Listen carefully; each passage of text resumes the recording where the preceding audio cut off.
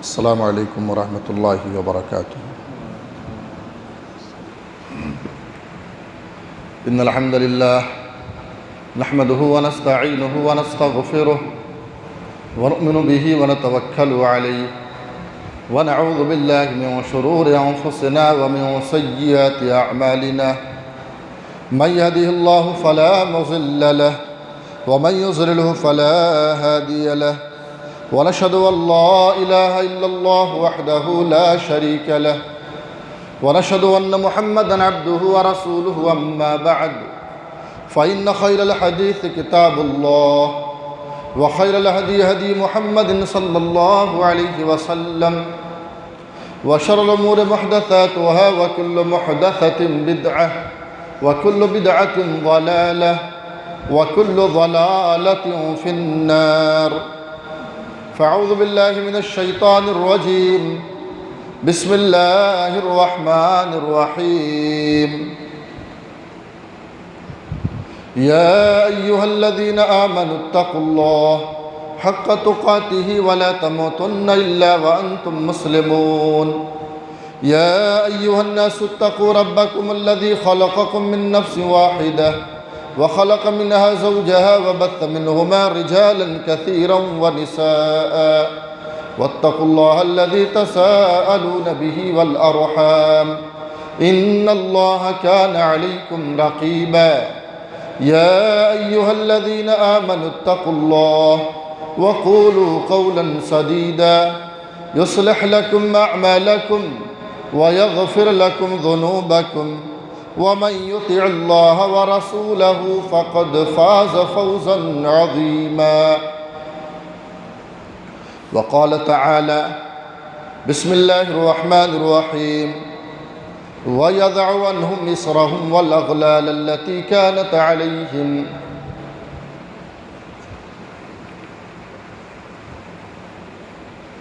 معزز و مکرم حاضرین اجلاس، ہر قسم کی تعریف، توصیف، کبریائی، بڑائی، حمد و ستائش اللہ وحدہ لا شریک لائق و زیبا ہے، جو ہم سب کا خالق و مالک ہے۔ درود و سلام نازل احمد مجتبیٰ خاتم النبیین والمرسلین جناب محمد الرسول اللہ صلی اللہ علیہ وسلم کی ذات اقدس و مقدس پر، جن پر اللہ رب العالمین نے اپنی آخری کتاب قرآن مجید کو نازل فرما کر اپنی اس دین مقدسہ کی تکمیل فرمائی۔ اللہم صلی علی محمد وعلی آل محمد کما صلیت علی ابراہیم وعلی آل ابراہیم انک حمید مجید۔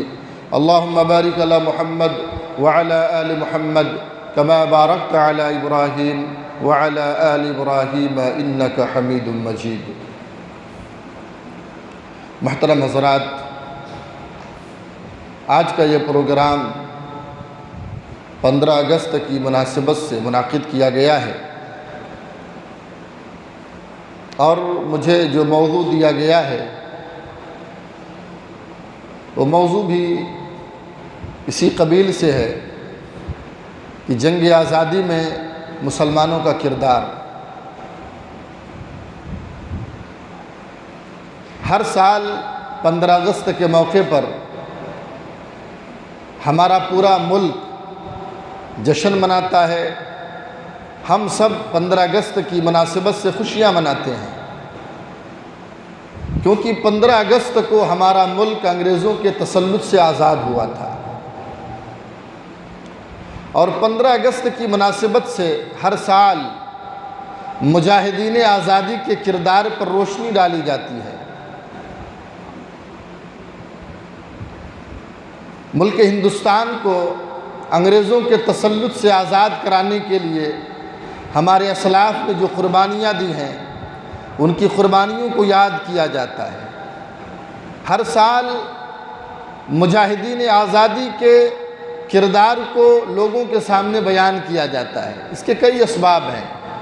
پہلا سبب یہ ہے کہ آنے والی نسلیں اس بات کو یاد رکھیں کہ ہمارے اسلاف نے اس ملک کو انگریزوں کے تسلط سے آزاد کرنے کے لیے کتنی قربانیاں دیں، اور آپ اس بات کو یاد رکھیں کہ کوئی غیر ہمارے اسلاف کی قربانیوں کو نہیں بیان کرے گا، ہمیں بیان کرنا پڑے گا، اور اسلاف کرام کی قربانیوں سے ہمیں نصیحت اور عبرت حاصل کرنی ہے۔ اور اس کی دوسری وجہ یہ ہے کہ اس روشن باب کو ہمارے اسلاف نے جو قربانیاں دی ہیں، اس روشن باب کو مستقبل کی تاریخ یاد رکھے، کیونکہ اس ملک میں تاریخ بدلنے والوں کی کمی نہیں ہے۔ آج ایک سازش کے تحت جو تاریخ کو بدلا جا رہا ہے، تاریخ کو مٹایا جا رہا ہے، تو اگر ہمیں تاریخ کو محفوظ رکھنا ہے تو ہمیں تاریخ کو بیان کرنا پڑے گا لوگوں کے سامنے۔ آج تو ہماری نئی نسل تاریخ کا مطالعہ نہیں کرتی، مطالعے سے کافی دور ہے، تو لہٰذا ہماری ذمہ داری بنتی ہے کہ ہم جو ہے اسلاف کرام کی قربانیوں کو، ان کے ایثار کو ہم ان کے سامنے پیش کریں۔ اسی طریقے سے اس کا ایک سبب یہ بھی ہے کہ اس ملک کے اندر جو فرقہ پرست طاقتیں ہیں، جو لوگ یہ خواب دیکھتے ہیں کہ اس ملک سے اسلام کو مٹا دیا جائے، اس ملک سے مسلمانوں کو نکال دیا جائے، ہم انہیں یہ پیغام دینا چاہتے ہیں کہ اس ملک کو بنانے میں، اس ملک کو سنوارنے میں، اس ملک کو انگریزوں کے تسلط سے آزاد کرانے میں ہمارے اسلاف نے بے شمار قربانیاں دی ہیں، بے شمار قربانیاں دی ہیں۔ تو بہرحال ہمارے اسلاف نے اس ملک کو آزاد کرانے کے لیے جو قربانیاں دی، کیونکہ یہ ملک انگریزوں کے تسلط میں تھا، انگریزوں کی غلامی میں تھا، تو سب سے پہلی بات ہم آزادی کے تعلق سے سمجھتے ہیں کہ آزادی یہ اللہ رب العالمین کی بہت بڑی نعمت ہے۔ آزادی یہ اللہ رب العالمین کا بہت بڑا فضل ہے۔ آزادی کے مقابلے میں غلامی یہ مصیبت ہے، یہ ننگ و عار ہے۔ اور قرآن مجید کی جو آیت کریمہ میں نے آپ حضرات کے سامنے پڑھی ہے، اللہ رب العالمین نے اس دنیا میں نبی کریم جناب محمد الرسول اللہ صلی اللہ علیہ وسلم کو جو بھیجا، آپ کی بعثت کے بہت سارے مقاصد تھے۔ ان مقاصد میں سے ایک مقصد یہ تھا کہ انسانیت جس غلامی کی زنجیروں میں جکڑی ہوئی ہے، انسانیت کو غلامی کی زنجیروں سے آزاد کیا جائے۔ یہ اللہ کے نبی صلی اللہ علیہ وسلم کی بعثت کا مقصد تھا۔ اللہ رب العالمین نے سورہ اعراف میں نبی کریم صلی اللہ علیہ وسلم کی بعثت کے جو مقاصد بیان کیے ہیں، اللہ رب العالمین نے ایک مقصد یہ بھی بیان کیا وَيَزَعُ عَنْهُمْ إِصْرَهُمْ وَالْأَغْلَالِ کہ یہ نبی لوگوں سے بوجھ کو دور کرتا ہے، وَالْأَغْلَالِ اور ان کے پیروں میں غلامی کی جو زنجیر پڑی ہوئی ہے، انسانیت کے قدموں پر غلامی کی جو زنجیر پڑی ہوئی ہے، اس غلامی کی زنجیر سے انسانیت کو آزاد کرانے کے لیے یہ نبی اس دنیا میں آیا۔ تو اللہ رب العالمین نے نبی کریم جناب محمد الرسول اللہ صلی اللہ علیہ وسلم کی بعثت کا ایک مقصد یہ بیان کیا کہ لوگوں کو غلامی سے آزاد کیا جائے۔ آپ شریعت کا مطالعہ کریں، قرآن مجید کو پڑھیں، اللہ کے نبی صلی اللہ علیہ وسلم کی احادیث پڑھیں، تو آپ کو معلوم ہوگا کہ قرآن مجید میں اللہ رب العالمین نے بہت ساری جگہوں پر اہل ایمان کو یہ تعلیم دی ہے کہ غلاموں کو آزاد کرو، کیونکہ اس وقت غلامی کا دور تھا، ہر شخص کے پاس کوئی نہ کوئی غلام ہوا کرتا تھا۔ تو اللہ رب العالمین نے قرآن مجید میں زکوٰۃ کے جو 8 مصارف بیان کیے ہیں، ان 8 مصارف میں سے ایک مصرف اللہ نے یہ بیان کیا وَفِي الرِّقَابِ گردنوں کو آزاد کرانے میں، غلاموں کو آزاد کرانے میں تم اپنی زکوٰۃ کا فنڈ خرچ کرو۔ یہاں پر اللہ رب العالمین نے زکوٰۃ کے فنڈ کو وہاں پر یعنی غلاموں کو غلامی کی زندگی سے نجات دلانے کے لیے اللہ رب العالمین نے زکوٰۃ کے فنڈ کو خرچ کرنے کی تعلیم دی ہے۔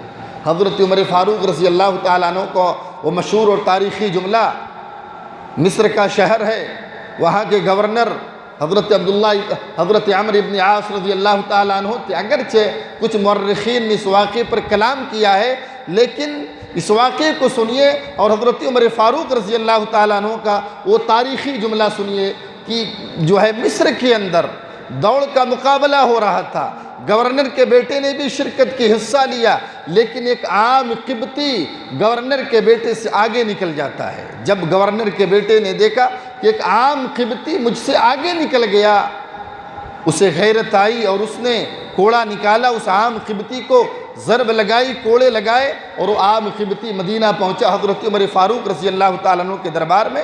شکایت کرنے کے لیے حضرت عمر فاروق رضی اللہ تعالیٰ عنہ نے عمرو ابن عاص کو طلب کیا اور اس کے بیٹے کو، ان کے بیٹے کو بھی طلب کیا، اور قبطی سے کہا کہ جس طریقے سے اس نے تمہیں کوڑے سے ضرب لگائی ہے تم بھی ضرب لگاؤ۔ اور اس موقع پر حضرت عمر فاروق رضی اللہ تعالیٰ عنہ نے فرمایا تھا کہ متى استعبدتم الناس قد ولدتهم امہاتهم احرارا، اے عمرو ابن عاص تم نے کب سے لوگوں کو غلام بنانا شروع کر دیا، حالانکہ ان کی ماؤں نے انہیں آزاد جنا ہے، حالانکہ ان کی ماؤں نے انہیں آزاد جنا ہے۔ تو آزادی کی اہمیت دیکھیے، آزادی یہ اللہ رب العالمین کی بہت بڑی نعمت ہے، غلامی یہ بہت بڑی مصیبت ہے۔ تو انگریزوں کی غلامی سے اس ملک کو آزاد کرانے کے لیے مسلمانوں نے بے شمار قربانیاں دی ہیں، بے شمار قربانیاں۔ یہ سچ ہے، یہ سچ ہے کہ جنگ آزادی یعنی جو ہے آزادی کی جنگ ہندو اور مسلمان دونوں نے ایک ساتھ مل کر لڑی، آزادی کی جنگ ہندو اور مسلمانوں نے ایک ساتھ مل کر لڑی، قدم سے قدم اور کندھے سے کندھا ملا کر ہندو اور مسلمان دونوں نے ایک ساتھ لڑی۔ اسی لیے کسی شاعر نے کہا ہے نا کہ وہ شعر ہے کہ نہیں سمجھی گئی یہ بات تو نقصان سب کا ہے، نہیں سمجھی گئی یہ بات تو نقصان سب کا ہے، جو ہے کہ ہندو اور مسلم دونوں نے اس ملک کی آزادی میں بھرپور حصہ لیا۔ اگر ہم ایک دوسرے کی قربانیوں کو فراموش کر دیں گے تو جنگ آزادی کی تاریخ ادھوری رہ جائے گی۔ ہاں یہ حقیقت ہے کہ ہر جو ہے مرحلے میں مسلمانوں نے کمانڈنگ کی، مسلمانوں نے قائدانہ رول ادا کیا۔ کیونکہ اس ملک میں حکومت، انگریزوں نے حکومت مسلمانوں سے چھینی تھی، اور مسلمان ہی انگریز کا اصل ٹارگٹ تھے، اصل ہدف مسلمان تھے۔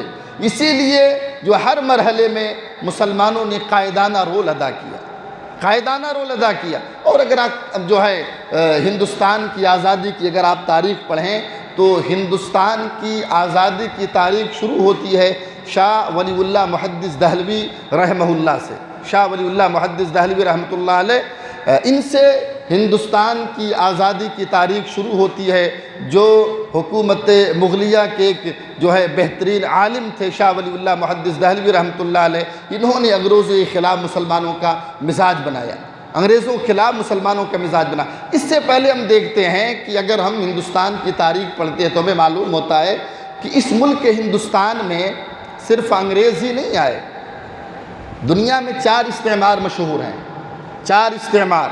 وہ 4 استعمار کون سے ہیں؟ ایک پرتگیزی استعمار، دوسرا ولندیزی جسے ڈچ کہا جاتا ہے، ڈچ امپائر، اور تیسرا ہے فرانسیسی استعمار، اور چوتھا ہے انگریز استعمار۔ یہ 4 استعمار دنیا کے اندر مشہور ہیں، اور یہ چاروں کے چاروں ہندوستان کے اندر آ چکے ہیں۔ پرتگیزی، پرتگال کے رہنے والے، یہ 4 کشتیوں کو لے کر ایک عرب آدمی کی رہنمائی میں یہ لوگ مالیبار کا جو ساحلی علاقہ ہے کالی کٹ وہاں پر اترے۔ یہ پرتگیزی یہ بڑے ظالم تھے، بڑے جابر تھے، بڑے خونریز تھے، بڑے سفاک تھے، اور اتنے ظالم تھے کہ ان کے اندر رحم نام کی کوئی چیز نہیں تھی۔ یہ لوگ کالی کٹ کے ساحل پر اترے اور دیکھتے دیکھتے پورے کالی کٹ پر یہ لوگ پھیل گئے، پورے کالی کٹ پر یہ لوگ چھا گئے، اور ان لوگوں نے ہندوستان کو لوٹا، اور اس کے بعد یہ لوگ یہاں سے چلے گئے۔ یہ مغلیہ بابر کے آنے سے پہلے 1498 عیسوی میں 1498 عیسوی میں پرتگیز ہندوستان کے اندر آئے، اور بابر تو 1525 میں ہندوستان میں آیا، یعنی جو ہے بابر کے آنے سے پہلے پرتگیز ہندوستان میں آئے، اور اس کے بعد ولندیزی آئے جنہیں ڈچ امپائر کہا جاتا ہے، اس کے بعد فرانسیسی آئے، اور اس کے بعد انگریز آئے۔ انگریز کی تاریخ ہندوستان میں شروع ہوتی ہے 1753 سے، 1753 سے اس ملک ہندوستان میں انگریز کی تاریخ شروع ہوتی ہے۔ اور انگریز آپ جانتے ہیں کہ بڑے مکار تھے، سیاست جانتے تھے، ماکرانہ سیاست جانتے تھے، اور میٹھی بولی بول کر لوگوں کو اپنی جال میں پھنسا لینا یہ انگریز کا خاصہ تھا۔ جب انگریزوں نے ہندوستان کی سرزمین پر قدم رکھا، ان لوگوں نے اپنی مکاری، عیاری اور ماکرانہ سیاست کے ذریعے سے فرانسیسیوں کو، اسی طریقے سے ولندیزیوں کو ہندوستان کے باہر نکال دیا، اور ایک منظم طریقے سے ان لوگوں نے پورے ہندوستان پر قبضہ جمایا۔ 1753 عیسوی میں بنگال کی سرزمین پر سراج الدولہ کے نانا جن کا نام تھا علی وردی خان، انہوں نے انگریزوں سے لوہا لیا بنگال کی سرزمین پر، یہ بنگال کے نواب تھے اور ان کو شکست ہوئی، اور اس کے بعد علی وردی خان کے بعد جو ہے سراج الدولہ جنہوں نے پلاسی کی جنگ میں انگریزوں کے خلاف لوہا لیا، لیکن میر صادق کی جو ہے میر جعفر کی بغاوت اور اس کی خیانت کی وجہ سے سراج الدولہ کو شکست ہوئی اور انگریزوں نے پورے بنگال پر قبضہ کر لیا، انگریزوں نے پورا بنگال کیپچر کر لیا، پورے بنگال پر یہ لوگ قابض آ گئے۔ پہلے تو ان لوگوں نے بمبئی کو اپنا مرکز بنایا تھا، جب یہ لوگ بنگال پر قابض آ گئے تو بمبئی چھوڑ کر یہ لوگ کلکتہ منتقل ہو گئے، کیونکہ کلکتہ سے دیگر ممالک کا بزنس آسان تھا، اس لیے ان لوگوں نے کلکتہ کو اپنا مرکز بنایا۔ اور اس کے بعد آپ ساؤتھ کی طرف آئیے، فتح علی ٹیپو سلطان جنہوں نے انگریزوں سے لوہا لیا، اور یہ تقریباً 1799 میں انگریزوں کے خلاف لڑتا ہوا، یہ بھی شہید ہوا۔ اور اس کے بعد جب جو ہے ٹیپو سلطان رحمۃ اللہ علیہ شہید ہوئے، اس کے بعد جو ساؤتھ کا پورا بیلٹ تھا یہ بھی انگریزوں کے تسلط میں آ گیا، گویا جو ہے کیرلا ہے، اسی طریقے سے بنگلور کا پورا علاقہ ہے، یہ انگریزوں کے تسلط میں آ گیا۔ اسی طریقے سے دھیرے دھیرے انگریز پورے ہندوستان پر چھانے لگے، اور اس کے بعد 1825 میں تحریک شہیدین شروع ہوتی ہے، جنہیں تحریک مجاہدین کہا جاتا ہے، سید احمد شہید رحمۃ اللہ علیہ، اسی طریقے سے شاہ اسماعیل شہید رحمۃ اللہ علیہ، انہوں نے تحریک شہیدین شروع کی، کیونکہ افغانستان کا جو سرحدی علاقہ تھا، پنجاب کا جو علاقہ تھا، وہاں کے سکھوں نے مسلمانوں پر بڑے مظالم ڈھا رکھے تھے، بڑا ستایا تھا مسلمانوں کو۔ اب سکھوں کے ظلم سے مسلمانوں کو بچانے کے لیے شاہ اسماعیل جو ہے شاہ احمد شہید، اسی طریقے شاہ اسماعیل شہید، ان دونوں نے دعوت و تبلیغ کا کام کیا، لوگوں کو جوڑتے رہے، اور سکھوں سے کئی محاذ پر ان کی لڑائی ہوئی اور کئی محاذ پر ان کو فتح نصیب ہوئی، اور بالآخر یہ لوگ آگے چل کر 1831 کے اندر بالا کوٹ میں دونوں شہید ہو جاتے ہیں۔ یہاں پر بھی افغان کے جو پٹھان تھے ان لوگوں نے ان کو دھوکہ دے دیا، جس کی وجہ سے جو ہے ان کی شہادت ہوتی ہے بالا کوٹ کے اندر۔ اور اس کے بعد تحریک مجاہدین، تحریک شہیدین کی جو ہے پوری لگام یا کہیے کہ پوری عمارت علماء صادق پور نے سنبھال لی، ایک صدی تک ان لوگوں نے جو ہے انگریزوں کے خلاف علم جہاد بلند کیا۔ تو بہرحال آپ دیکھیے بنگال کے اندر نواب سراج الدولہ نے انگریزوں سے لوہا لیا، اسی طریقے سے آپ جو ساؤتھ میں آئیے جو ہے ٹیپو سلطان نے انگریزوں سے لوہا لیا، اور آپ ادھر آئیے تحریک شہیدین نے جو ہے تحریک مجاہدین نے انگریزوں کے خلاف لوہا لیا۔ لیکن آپ اگر ان تاریخ کو پڑھیں گے تو ایک بات آپ اچھی طریقے سے جان لیجئے کہ مسلمانوں نے ہمیشہ شکست کھائی ہے تو اپنوں سے شکست کھائی ہے۔ دیکھیے جو ہے پلاسی کی جنگ میں نواب سراج الدولہ کو جو شکست ہوئی، وہ شکست کیوں ہوئی؟ میر صادق کی وجہ سے، اور ٹیپو سلطان کو جو شکست ہوئی میر جعفر کی وجہ سے، اور تحریک مجاہدین کو بالا کوٹ کے اندر جو شکست کا سامنا کرنا پڑا وہ افغانی پٹھانوں کی بغاوت کی وجہ سے۔ ان لوگوں نے تحریک مجاہدین کا ساتھ چھوڑ دیا اور لوگوں نے انہیں دھوکہ دے دیا، اور یہ تمام کے تمام وہاں پر شہید ہو گئے۔ بہرحال یہیں پر جو ہے جنگ آزادی یہیں پر نہیں تھمتی ہے، بلکہ جو مجاہدین تھے انہوں نے موقع بموقع انگریزوں کے خلاف محاذ کھول رکھا تھا۔ اور آپ اگر جنگ آزادی کی تاریخ پڑھیں گے تو آپ کو معلوم ہوگا کہ ہمارا یہ ملک جو آزاد ہوا ہے اتنی آسانی سے آزاد نہیں ہوا ہے، بلکہ اس ملک کے ہندوستان کے اندر مسلمانوں نے خون کا دریا طے کیا ہے، قید و بند کی صعوبتیں برداشت کی ہیں، مسلمانوں کو کالا پانی کی سزائیں دی گئی ہیں، تخت دار پر چڑھایا گیا ہے، تب جا کر ہمارا ملک انگریزوں کے تسلط سے آزاد ہوا ہے۔ اگر آپ واقعات کی روشنی میں اگر آپ دیکھیں گے تو مجاہدین آزادی کی تاریخ بڑی المناک تاریخ ہے، بڑی دردناک تاریخ ہے۔ واقعات کی روشنی میں آپ دیکھیے مسلمانوں نے ہر موقع پر وفاداری دکھائی ہے، ملک سے خیرخواہی دکھائی ہے، ملک سے ہمدردی دکھائی ہے، کبھی مسلمانوں نے بغاوت نہیں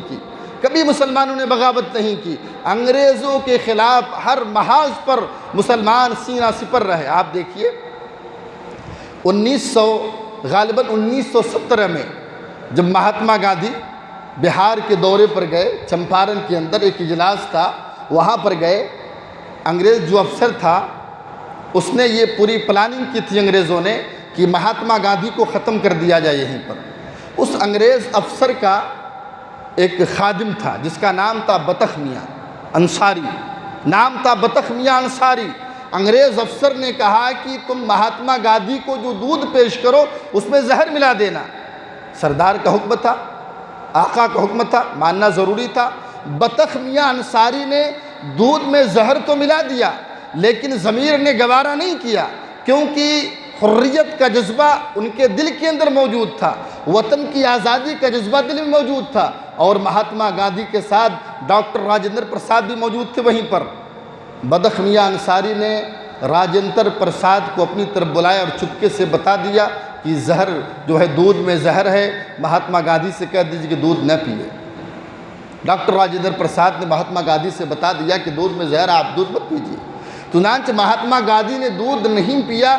جب مہاتما گاندھی وہاں سے نکلے، دودھ میں زہر تو ملا دیا گیا لیکن بطخ میاں انصاری نے ڈاکٹر راجندر پرساد کو باخبر کر دیا۔ اس باخبر کرنے کی وجہ سے بطخ میاں انصاری کو گرفتار کر لیا گیا، ان کی جائیدادیں ضبط کر لی گئیں۔ اور اس کے بعد جب ہمارا ملک ہندوستان آزاد ہوا اور ہمارے ملک کے سب سے پہلے صدر جو بنے ڈاکٹر راجندر پرساد 1950 میں، جب وہ بہار چمپارن کی سرزمین پر پہنچتے ہیں اور بطخ میاں انصاری کو اپنے سامنے بیٹھا دیکھتے ہیں، انہیں اسٹیج پر بلاتے ہیں اور ان کی اس قربانی کا تذکرہ تمام لوگوں کے سامنے کرتے ہیں، ان کی اس وفاداری کا تذکرہ تمام لوگوں کے سامنے کرتے ہیں اور یہ اعلان کرتے ہیں کہ اس وفاداری کی ان کو سزا یہ دی گئی تھی کہ ان کی جائیدادیں ضبط کر دی گئی تھیں، آج ہم ان کو 25 ایکڑ زمین اپنی طرف سے دیتے ہیں۔ تو یہ مسلمان تھے جنہوں نے ہر موڑ پر اپنی وفاداری کا ثبوت دیا۔ آپ دیکھیے مغلیہ حکومت کا آخری بادشاہ بہادر شاہ ظفر، جن پر 852 سالہ مغلیہ حکومت کا خاتمہ ہوتا ہے۔ بہادر شاہ ظفر مرد بادشاہ تھا، بہادر بادشاہ تھا۔ انگریزوں نے گرفتار کر لیا 1857 کے بعد، انگریزوں نے گرفتار کر لیا، قید کر دیا گیا بہادر شاہ ظفر کو۔ آپ غور کیجئے، ان کے 4 صاحبزادے تھے، شہزادے، ناز و نعم میں پلے 4 بیٹے، ان کی نظروں کے سامنے 4 شہزادوں کو ذبح کر دیا گیا۔ بہادر شاہ ظفر کی نظروں کے سامنے ان کے صاحبزادوں کو ذبح کرنے کے بعد ان کا سر دہلی کے خونی دروازوں پر لٹکا دیا گیا اور ان کو قید کر کے رنگون بھیج دیا گیا۔ رنگون، وہیں پر ان کی وفات ہوئی۔ اور اس وقت ان کے دل میں جو زخم تھے، انہوں نے ان زخموں کو اشعار کی شکل دی۔ رنگون کے قید خانے میں، رنگون کے جیل میں پہنچنے کے بعد انہوں نے جو اشعار کہے تھے کہ لگتا نہیں یہ دل میرا اجڑے دیار میں، یہ جو زخم تھا ان کے دل کا، اشعار کی شکل میں انہوں نے بیان کیے۔ لگتا نہیں یہ دل میرا اجڑے دیار میں، کس کی بنی ہے عالم ناپائیدار میں، کتنا ہے بد نصیب ظفر دفن کے لیے، کتنا ہے بد نصیب ظفر دفن کے لیے، 2 گز زمیں بھی مل نہ سکی کوئے یار میں۔ یہ جو زخم تھا ان کے دل میں، بہادر شاہ ظفر کے دل میں جو زخم تھے، اشعار کی شکل میں باہر آئے اور وہیں پر ان کی موت ہوئی، وفات ہوتی ہے اور وہیں پر ان کو دفن کر دیا جائے۔ ایک بادشاہ ہندوستان کے اندر جن کا طوطی بولتا تھا، ہندوستان کی وسیع و عریض سرزمین پر جن کی حکومت تھی، اور جب وفات ہوتی ہے رنگون کی سرزمین پر بے یار و مددگار دفن کر دیے جاتے ہیں۔ یہ سزا کیوں ملی؟ یہ سزا کیوں ملی؟ یہ سزا اسی لیے ملی کہ ان لوگوں نے انگریزوں کے خلاف علم جہاد بلند کیا تھا۔ انگریزوں کے خلاف یہ جھکے نہیں، بکے نہیں، انگریزوں کی جال میں پھنسے نہیں، اس لیے انگریزوں نے انہیں سزا دی۔ اسی طریقے سے آپ دیکھیے اردو ادب کا مشہور شاعر حسرت موہانی، انگریزوں کے خلاف انہوں نے بھی جہاد علم بلند کیا، جہاد کا علم بلند کیا۔ اشعار کہتے تھے، اشعار کے ذریعے سے لوگوں کو ترغیب دلاتے تھے، لوگوں کے اندر انقلاب پیدا کرتے تھے، لوگوں کو بیدار کرتے تھے اپنے اشعار کے ذریعے سے۔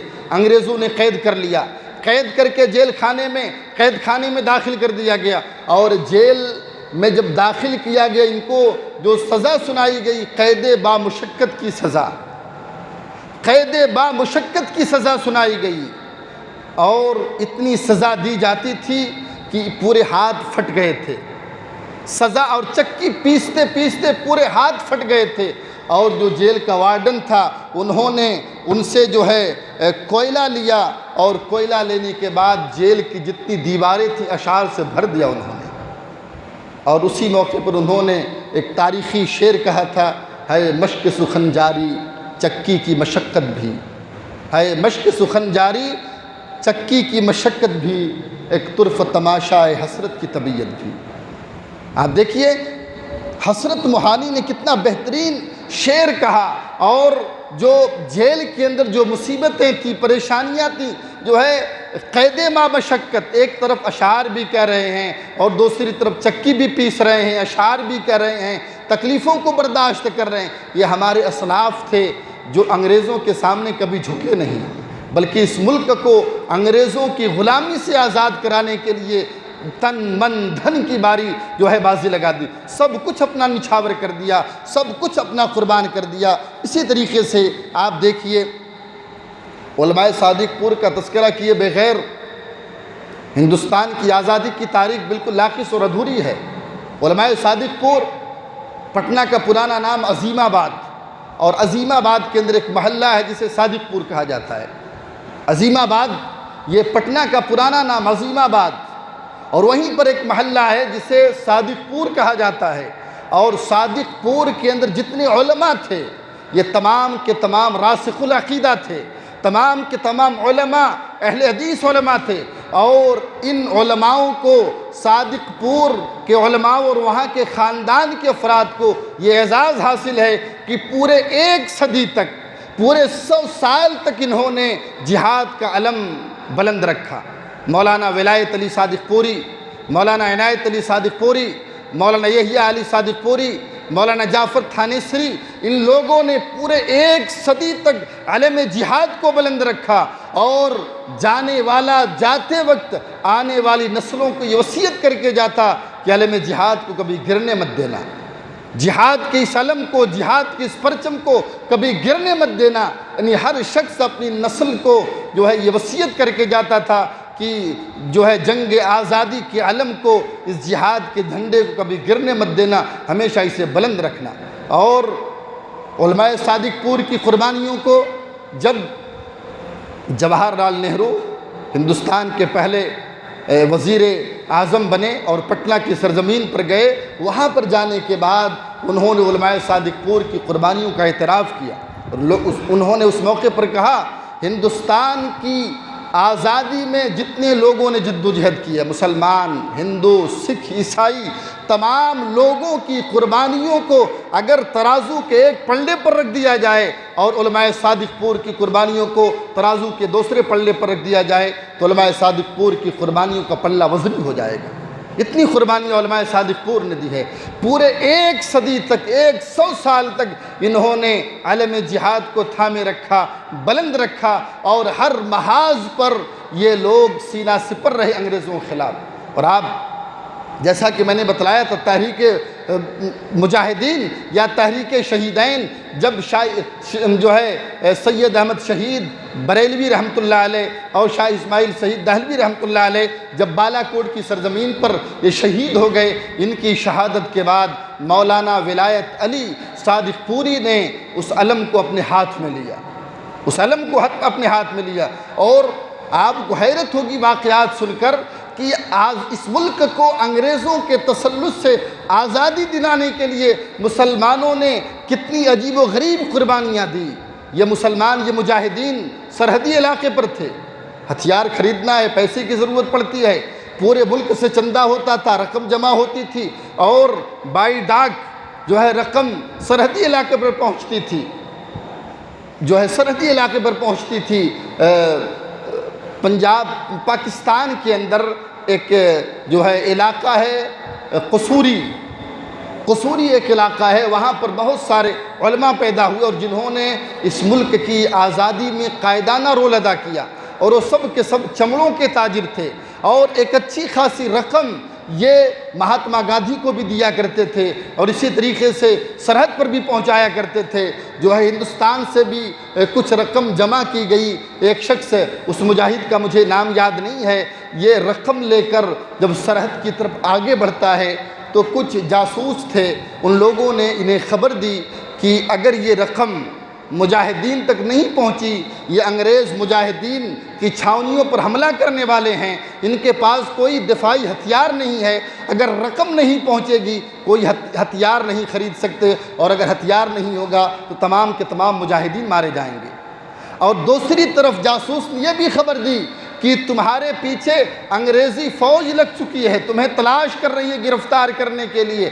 اب ایک درخت کے نیچے وہ مجاہد بیٹھتا ہے، سوچتا ہے اگر میں رقم لے کر سرحد پر ان مجاہدین کے پاس نہیں پہنچا تو سب کے سب مارے جائیں گے، سب کے سب مارے جائیں گے، اور اگر میں جو ہے راستے پر جاتا رہا تو انگریز کے ہاتھ دھر لیا جاؤں گا اور مجھے قید کر لیا جائے گا۔ اب بیٹھنے کے بعد بہت سوچا انہوں نے، پاکستان سے ایک جو ہے پرچہ نکلتا ہے، جو ہے ڈیجیٹل کچھ جو آن لائن نکلتا، اس پر پچھلے سال میں نے یہ واقعہ پڑھا تھا، جو ہے تو ایک درخت کے نیچے بیٹھتا ہے اور چاقو لیتا ہے، چاقو سے اپنی آنکھ نکال لیتا ہے، کیونکہ انگریز افسر کو جو بتایا گیا تھا، اس کا حلیہ بتایا گیا تھا، ایسا شخص سے اسے گرفتار کیا جائے، ایک اچھی خاصی رقم لے کر وہ سرحد کی طرف جا رہا ہے۔ اب اس نے اپنی آنکھ اپنے چاقو سے نکال لی۔ اب جب انگریز افسر اس کے پاس پہنچا تو یہ تو ایک آنکھ نہیں تھی، چھوڑ دیا گیا۔ اب یہ پوری رقم لے کر سرحد پر پہنچتا ہے۔ تو بتانے کا مقصد یہ ہے کہ بڑی عجیب و غریب قربانیاں رہی ہیں ہمارے اسلاف کی اس سرزمین ہند پر، اس ملک کو انگریزوں کے تسلط سے آزاد کرانے کا۔ اسی طریقے سے آپ دیکھیے مولانا نذیر احمد محدث دہلوی رحمۃ اللہ علیہ، کون نہیں جانتا، ہندوستان دہلی کے اندر ان کا مدرسہ تھا جہاں پر حدیث کی تعلیم ہوتی تھی۔ انگریز ہمیشہ اس مدرسے پر چھاپہ مارتے تھے اور وہاں سے علماء کو جو ہے قید کر کے لے جاتے تھے۔ سید نذیر حسین دہلوی رحمۃ اللہ علیہ کو بھی راول پنڈی کی جیل میں رکھا گیا، قید کر کے رکھا گیا۔ بہرحال جتنے علماء تھے، اکثر و بیشتر علماء کرام کو قید کیا گیا، اور اس کے بعد قید کرنے کے بعد ان کو جیل میں رکھا گیا، لیکن جیل میں جانے کے بعد ان کا حوصلہ پست نہیں ہوا، حوصلہ پست نہیں ہوا۔ جیل سے آزاد ہونے کے بعد پھر انگریزوں کے خلاف علم جہاد کو انہوں نے بلند کیا۔ آپ اسی طریقے سے مالی بار کی طرف چلیے۔ مالی بار کے اندر ایک مسلم برادری ہے جسے موپلا مسلمان کہا جاتا ہے۔ موپلا مسلمان، ان کی بھی بڑی قربانیاں رہی ہیں، بڑی قربانیاں۔ موپلا مسلمان، یہ مالی بار کے رہنے والے موپلا مسلمان، جب وہاں پر انگریزوں نے علی موسلیار کو گرفتار کیا۔ علی موسلیار جو ہے مالی بار کے اندر انگریزوں کے خلاف جن لوگوں نے علم جہاد بلند کیا تھا، ان کے یہ رہنما تھے علی موسلیار۔ جب ان کو گرفتار کیا گیا، موپلا مسلمان جن کی تعداد تقریباً جو ہے 97 کے قریب تھی، وہ راستے پر آ گیا، اور اس میں 3 ہندو بھی شامل تھے۔ یہ ٹوٹل 100 افراد تھے، انگریز کے خلاف آ گئے جو ہے احتجاج کرنے کے لیے علی موسلیار کو رہا کیا جائے۔ اب ان تمام مسلمانوں کو، موپلا مسلمانوں کو انگریزوں نے قید کر لیا اور مدراس میں ان کے اوپر مقدمہ دائر کیا گیا۔ اب یہ تمام کے تمام مالی بار میں تھے، اب ان کو ٹرین کے ذریعے سے مدراس لے جانا ہے، کیونکہ مدراس میں مقدمہ چل رہا ہے۔ اب یہ 100 کے قریب تھے، کیسے لے جایا گیا؟ ٹرین، وہ بھی مال گاڑی کے ذریعے سے۔ ٹرین، مال گاڑی کے ایک ڈبے میں کتنے لوگ آئیں گے؟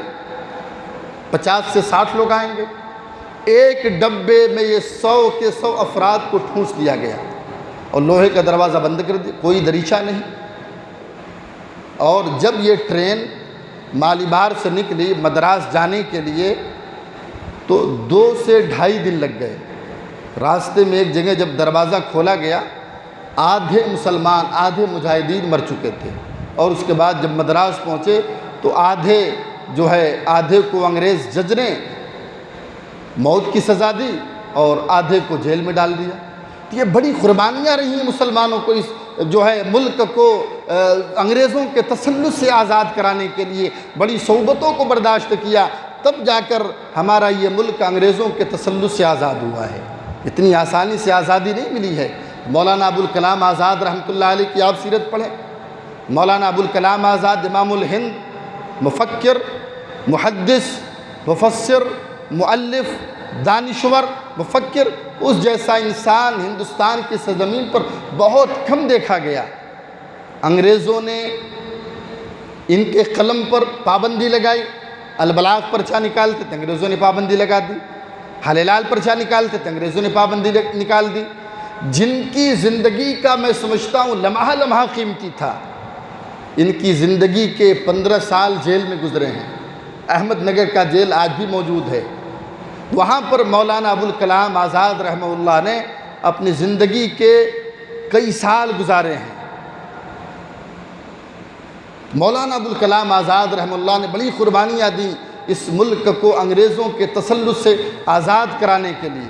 اور آپ دیکھیے جب سن 1947 میں ہمارا ملک انگریزوں کے تسلط سے جب آزاد ہوا، اس موقع پر اور اس کے بعد جب ہندوستان اور پاکستان کا بٹوارا، کچھ مسلمان تھے جو چاہتے تھے جو ہے پاکستان چلے جائیں، اور کچھ مسلمان ایسے تھے جو ہندوستان میں رہنا پسند کرتے تھے، اور بہت سارے مسلمان ایسے تھے اس بٹوارے پر غمزدہ تھے، اس بٹوارے پر غمگین تھے۔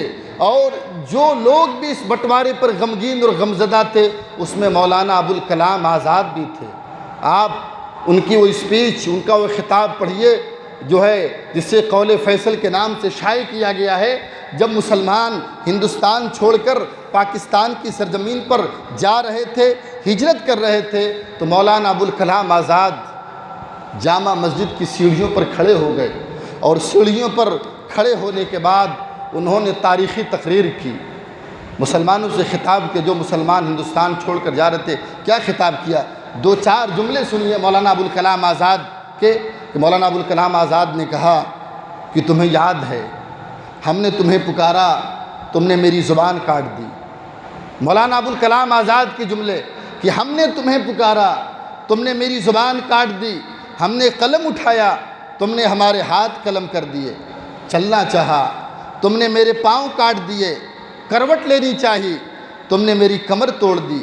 یہ فرار کی زندگی، یہ فرار کی زندگی جو تم نے ہجرت کے مقدس نام سے اختیار کی ہے، اس پر غور کرو۔ مولانا آزاد نے ان لوگوں سے کہا جو اس ہندوستان کو چھوڑ کر پاکستان جا رہے تھے، یہ فرار کی زندگی جو تم نے ہجرت کے مقدس نام پر اختیار کی ہے، اس پر تم غور کرو، اپنے دلوں کو مضبوط بناؤ، دماغوں پر زور ڈالو، پھر دیکھو کہ تمہاری یہ فیصلے کتنے عاجلانہ ہیں، تمہاری یہ فیصلے کتنے عاجلانہ ہے۔ یعنی ہجرت کے مقدس نام پر تم نے جو فرار کی زندگی اختیار کی ہے، اسے تم ہجرت کا مقدس نام دے رہے ہو ہندوستان چھوڑ کر، جو تم پاکستان جا رہے ہو۔ آج بھی جو مسلمان ہندوستان سے پاکستان گئے ہیں، آج بھی ان کے ساتھ امتیازی سلوک ہو رہا ہے وہاں پر۔ مولانا آزاد کی دور رش نگاہیں، بڑے دور اندیش تھے، بڑے صاحب بصیرت تھے مولانا آزاد۔ انہوں نے کہا کہ اپنے دماغوں پر زور ڈالو، پھر دیکھو تمہاری یہ فیصلے کتنے عاجلانہ ہے۔ آخر کہاں جا رہے ہو؟ کیوں جا رہے ہو؟ آخر کہاں جا رہے ہو؟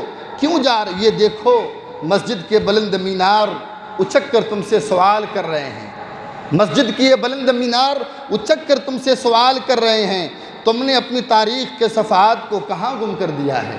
ابھی کل ہی کی بات ہے، ابھی کل ہی کی بات ہے، جمنا کے کنارے تمہارے قافلے نے وضو کیا تھا، جمنا کے کنارے تمہارے قافلوں نے وضو کیا تھا۔ آخر تم ہو کہ یہاں رہتے ہوئے خوف محسوس کر رہے ہو؟ آخر تم ہو یہاں رہتے ہوئے ڈر محسوس کر رہے ہو؟ حالانکہ دہلی تمہارے خون سے سینچی ہوئی ہے، تم نے خود اپنے خون سے سینچا ہے۔ اس بات کو تو یاد کرو، دہلی کی سرزمین پر تمہارے اسلاف کا خون بہا ہے، تم نے خون بہایا ہے، دہلی کی سرزمین تمہارے خون سے سینچی گئی ہے۔ آج زلزلے سے ڈرتے ہو، کل تم خود ایک زلزلہ تھے، آج تم اندھیروں سے کانپتے ہو، تمہارا وجود ایک اجالا تھا۔